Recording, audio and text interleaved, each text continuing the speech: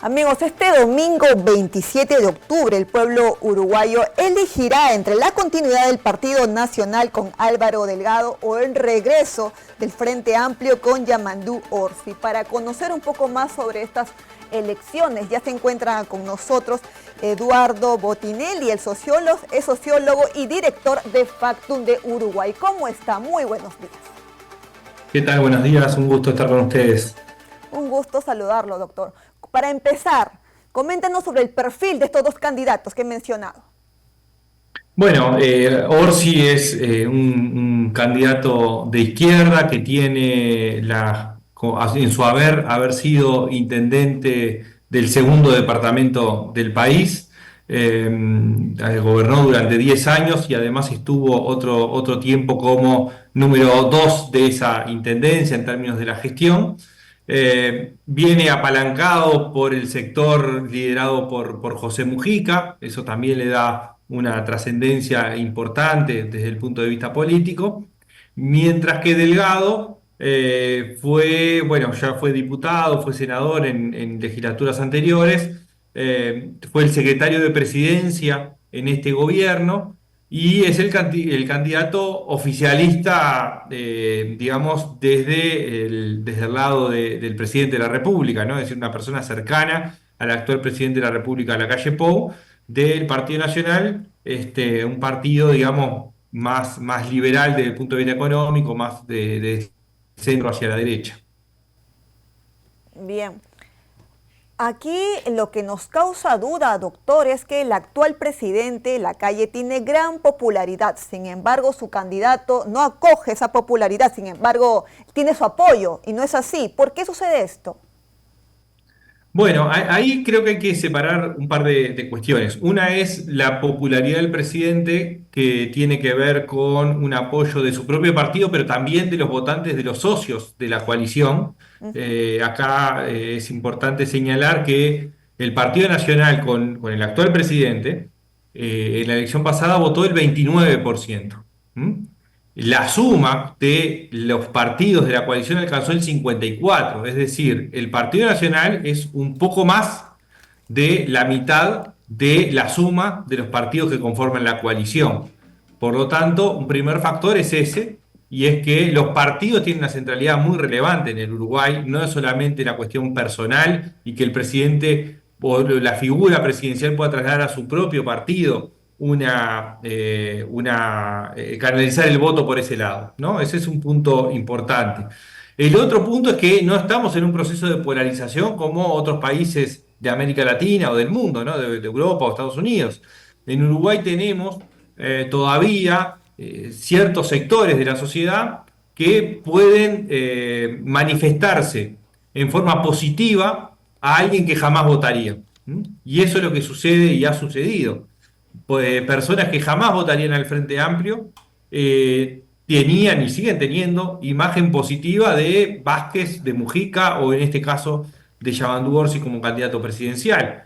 Y votantes, personas que jamás votarían al Partido Nacional, pueden tener una evaluación positiva de Lacalle Pou. No es la mayoría de eso, no es la mayoría, pero sí existe eso. Entonces, no podemos señalar como una relación directa entre la opinión favorable de una persona sobre una gestión particular o sobre una persona en particular a que eso efectivamente se traslade en un voto.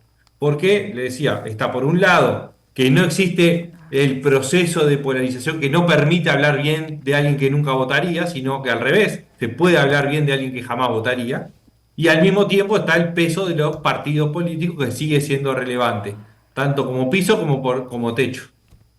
Doctor, hay algo que nos llama mucho la atención y es que según la revista The Economist, Uruguay cuenta con una democracia plena. ¿Cómo ha logrado Uruguay poder obtener esta democracia?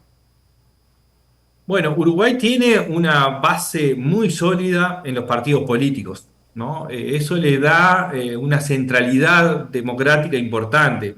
Pero además hay una cultura democrática muy instalada en la ciudadanía que hace que primero, con voto obligatorio la participación está en el entorno del 90%. Eso de alguna forma involucra a la ciudadanía en la participación.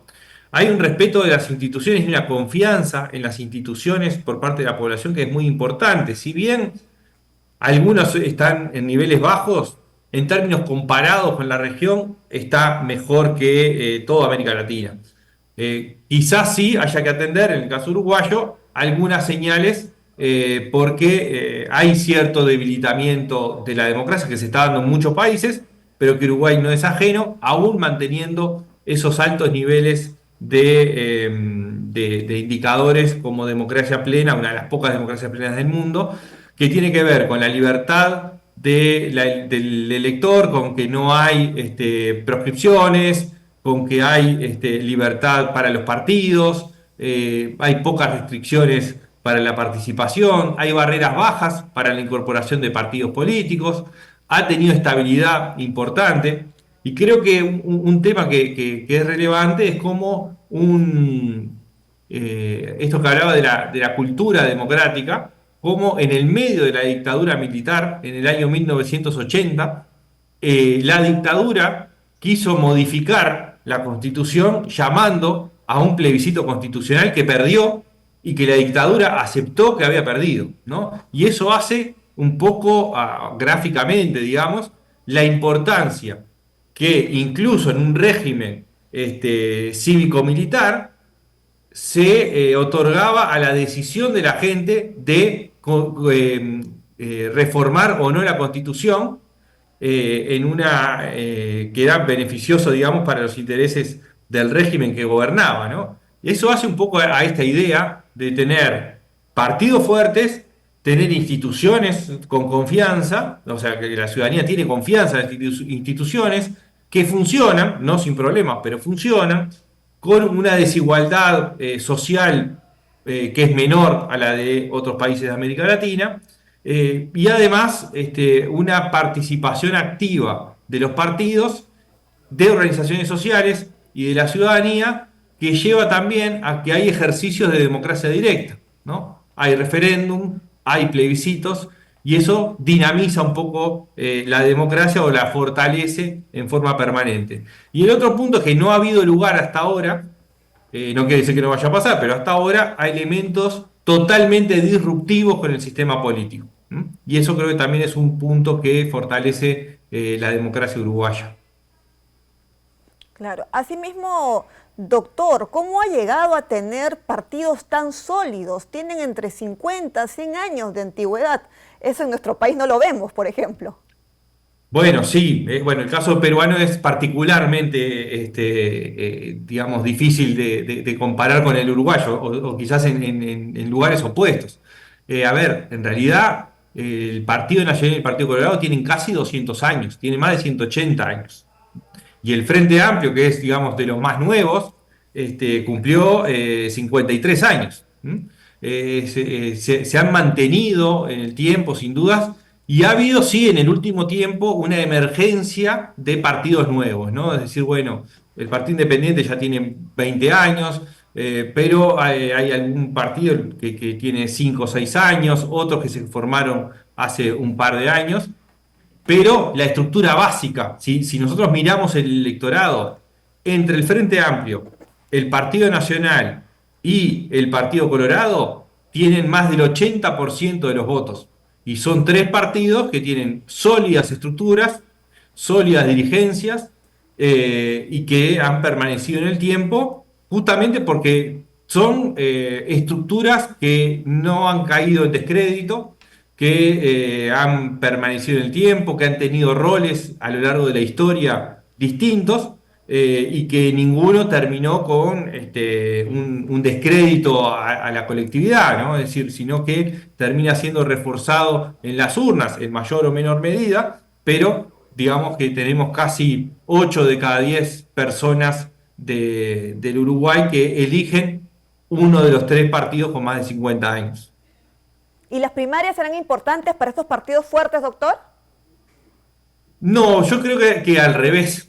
Ahí es algo interesante que Uruguay está empezando a discutir y es justamente el sistema electoral uruguayo tenía una competencia donde cada partido podía tener más de una candidatura y sin régimen de segunda vuelta, quien sería elegido presidente es la candidatura más votada del partido más votado, ¿no? Por lo tanto, el partido tenía una centralidad importante.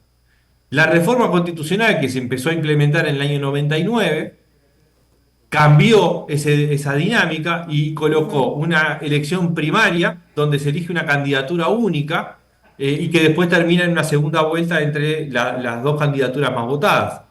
Eso de alguna forma le quitó una parte de la centralidad de los partidos, porque además tiene otra diferencia, y es que mientras en el sistema anterior la elección era de voto obligatorio, ahora es de voto obligatorio la que vamos a tener ahora este domingo, pero no es obligatoria la elección primaria, porque se considera por parte de Claro. quienes llevaron adelante la reforma que es una elección interna de los partidos y por tanto no debería ser obligatoria. Eso de alguna forma puede estar erosionando levemente y no a niveles comparables de otros países de la región la fortaleza a los partidos, porque lo que hace es que esta elección de voto voluntario no tenga la legitimidad del total del electorado y termina eligiendo una figura única, ¿no? Claro. Mientras antes los partidos tenían varias figuras traccionando hacia la posibilidad de ser presidentes, pero todo el partido, ¿no? Bien, doctor, muchísimas gracias. Le agradezco por su tiempo. Por favor, muchas gracias a ustedes y a las órdenes. Bien, nosotros hemos conversado con Eduardo Botinelli, sociólogo y director de Factum de Uruguay. Es momento de ir a una breve pausa y retornamos con más información aquí en JN Noticias.